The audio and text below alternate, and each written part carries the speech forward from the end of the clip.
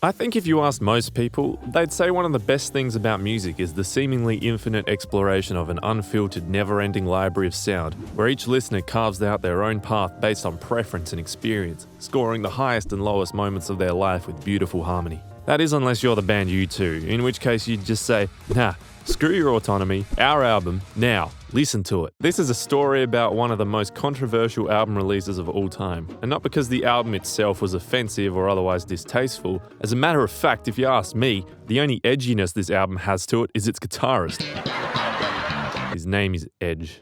I'm sorry, I was really proud of that one. Anyway, the album in question is U2's 2014 album, Songs of Innocence, and with it follows one of music's most poorly received album releases of all time. A cautionary tale, if you will. And it all starts in the 90s. So in the early 90s, right, everything is chilled. Everyone's like buying CDs and the labels are making billions of dollars. And then this website called Napster comes along, yeah? And then the whole industry is like, whoa, now we're broke. Oh, wait, hang on. I already made a video about this and somehow it's still my best video to date. Anyway, without repeating myself over again, basically Apple took charge of the industry with products like the iPod and the iTunes Store after the extreme loss of revenue as a result of online music piracy. With Apple sitting at the helm of the music industry, they were in a pretty powerful position. They were the new boss that everyone had to suck up to, and U2 were no exception. So in 2004, the members of U2 and their two best buds, their manager Paul McGuinness and Jimmy Iovine, the then chairman of Universal Music Group, went to meet with these new kids on the block. They talked about how they wanted to be a part of Apple's iconic series of silhouette adverts. Steve Jobs was skeptical. This was the early days of Apple. They weren't the god emperor of the world like they are now. As such, they hadn't yet figured out the infinite money cheat code, and Jobs didn't think they had the budget to feature one of the world's biggest bands in their ad. But wait, Bono responded, trade offer. You get famous and super cool band U2 in your advert. We get nothing. That's right, U2 just really wanted to be in an Apple commercial. And quite frankly, so do I. For them, it was a smart way to bridge the gap into a newer audience. And Stevie J was on board. Alright, Mr. Bono, you drive a hard bargain. But being that you're literally charging me nothing, I'd be pretty stupid to say no. Wait, for God's sakes, I knew it. What? Can we get some Apple stocks? What? No, you said you were going to do this for free. Please. No. Okay, fine. Alright, anyway, as I was saying, it was a pleasure doing business. Wait, I swear to God, dude, can we get our own black iPod? What? Why? Yeah, like a cool black and red U2 themed iPod. It'll be sick. Oh, for God's sakes, fine, just get the hell out of my office. And just like that, U2 formed a lasting relationship with Apple, one that would manifest again no more than 10 years later. 10 years later. U2 had a brilliant idea. They had this new album, and by God, they wanted as many people as possible to listen to it, no matter what. Tim Cook, the new Apple CEO, wasn't a huge fan of the idea of giving away music for free. Why would you guys not want to make any money off this album? He asked Bono. Oh no, we are. You're going to pay us for it, and then you're going to give it away for free. Yeah, that was the actual deal. Apple would buy the album off of U2 and then give it to their iTunes users for free. Similar to how Netflix would buy films off of studios and then offer them on their platform. Somehow, Tim Cook thought this was the deal of the century and he went for it. At the September 2014 Apple Cult meeting, the group unveiled their genius idea. U2 performed one of their songs live. Tim Cook lost his shit.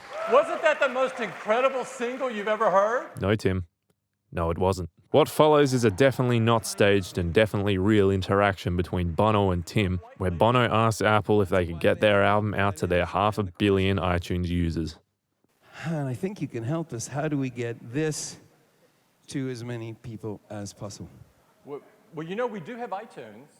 I do believe you have over 500 million subscribers to iTunes, so could you get this to them?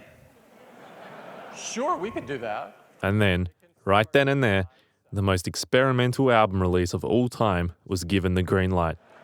U2's new album, Songs of Innocence, is going out for free to 500 million people in the next 5 seconds. 5, 4, 3, 2, 1.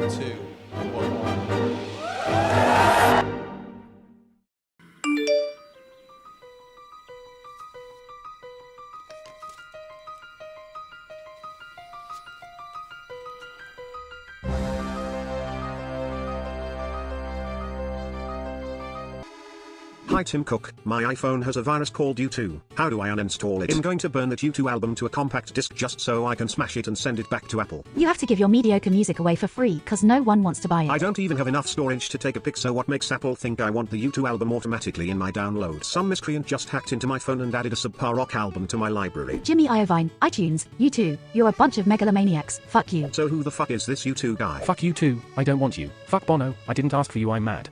Safe to say, people didn't really appreciate it.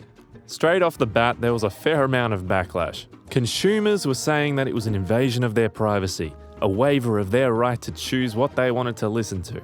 Musicians were saying that it was a spit in the face of those who were still trying to make a living off of music. Critics also hopped on the bandwagon, one Washington Post journalist likening the situation to rock and roll as dystopian junk mail. Another journalist saying it was extremely unsettling and that consent and interest are no longer a requisite for owning an album, only corporate prerogative. I mean, they really tore this thing to pieces.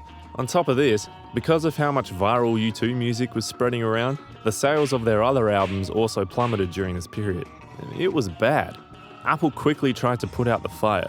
Hundreds of online forum posts were made asking how to take this goddamn album off your device. Apple responded to the confusion by putting up a dedicated page on their website to assist people in removing the album, which would have been great if not for the fact that for a lot of people, I don't even think it worked. Okay, I think you get the point. They done cooked the goose. Here's where I think they actually went wrong. See, back in the day on iTunes, and possibly still today, because I don't know, I don't use it, you had the option on your account to enable automatic downloads. What this meant was that as soon as something entered your iCloud or iTunes purchase history, it would automatically download onto every device you have. Meaning for those with this setting enabled, which I can only guess was a pretty large majority, the album was automatically downloaded, not just sitting in the cloud. It was taking up physical space on your device. I mean, in today's day and age of 10 billion terabyte base models, you probably wouldn't care too much if 120 megabytes of space was being taken up by something you didn't want. But back in the day, this was a much bigger deal. Every byte counted. I would have had an 8 gigabyte iPhone 4 at this time. And if I found out I couldn't download the newest Cut the Rope game because of some album I didn't even want, I would have been pretty pissed too. Anyway, what I'm getting at is that they screwed up firstly by forcing it onto the iTunes account, but also by immediately downloading it to those with the automatic download setting enabled. On top of that, it was just a pain in the ass to get rid of it. I honestly think this whole experiment would have worked if, on the day of release, every iTunes user was prompted with a message asking if they wanted the album for free. If they tap yes, then it downloads to their account, and if they tap no, then they just keep it up for free on the iTunes store in case they change their mind. It could have been so simple, and had it worked, opened the door for so many new opportunities for musicians in a time where no one really knew how to make money from music anymore. So let's compare Songs of Innocence to what is in my mind a similar situation with the album In Rainbows by Radiohead. Radiohead released the album on the 1st of October 2007. Like U2, Radiohead didn't charge money for their album, but unlike U2, they also didn't hold people at gunpoint with their album playing on loudspeaker. Instead, the pre-order for the album was a link in which listeners could offer to pay as much as they want for the digital files. The band then started releasing physical copies some months later, and the reception was overwhelmingly positive. Bono himself actually said it was courageous and imaginative and trying to figure out some new relationship with their audience. However, that's not to say it didn't ruffle some feathers. Some musicians still thought it devalued music. It pissed off those who didn't have the financial means to release a free album, which is kind of made redundant by the fact that Radiohead still made a fuck ton of money from it. Anyway, all this is to say that, in my opinion, Radiohead's release encompassed the phrase "build it and they will come," whereas U2 was more like, "Here comes the aeroplane." It's interesting to me how In Rainbows is widely regarded as being an overwhelmingly positive and innovative album release, whereas Songs of Innocence is regarded as the opposite. Obviously, this comes down to the fact that the release didn't feel forced. Fans had the option of paying, which I guess out of respect for the risky play that the band had made with the release, most fans were pretty happy to do. I don't know, it's an interesting comparison. Songs of Innocence is remembered as being the ultimate embarrassment for U2, which is sad considering how passionate Bono and the band was about this music. In 2022, Bono released an autobiography. In it, he stated that he took full responsibility for the idea.